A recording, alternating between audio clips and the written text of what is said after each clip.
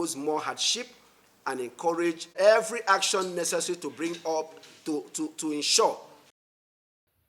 Following the pronouncement few days ago by the Inspector General of Police Adeolu Olukayode Egbetokun on the enforcement of vehicles tinted glass permit policy, the Nigerian Bar Association (NBA) has kicked against its declaration on the premise that is defiling court order based on its pronouncement.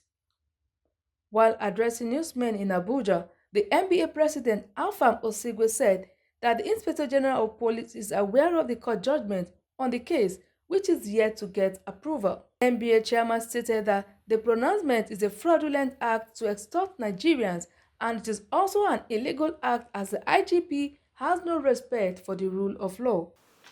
That it was also ultra vires the police to make it, and that it was a money-making venture by the police.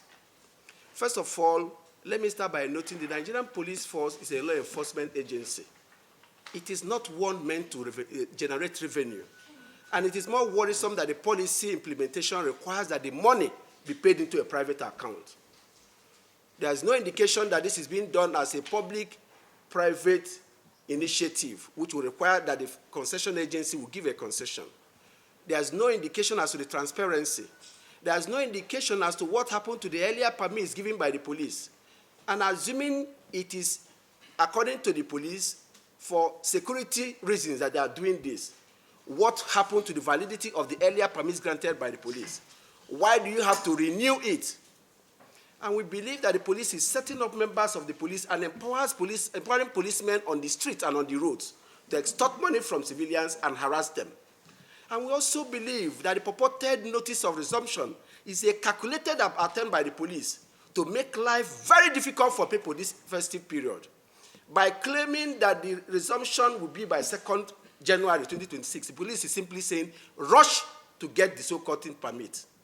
So Nigerians who are already growing under harsh economic conditions, who are trying to feed their family, and those who are trying to find ways to travel to their villages and other places for the festive season, would have to accommodate the extortionate rate for obtaining this. And those who have tried to say that even the official fee is not enough. You have to also pay third parties to be able to get this. And our question is, if it is a crime-fighting measure by the police or policy by the police, and not a money revenue-making one as we contend it is, and as it is indeed, why can't this data be obtained at the point of renewal of your vehicle particulars, which involves the police, the customs, the state security service, and the licensing authority? Why is the IG so interested in compelling members of the public to pay money into a private account? And there's a lot of opacity. How did they arrive at the amount being paid? How is this money being spent and shared? If it is for public purposes, why is it not being paid into federal government account through a TSA account? And we think that Nigerians should rise up to condemn this.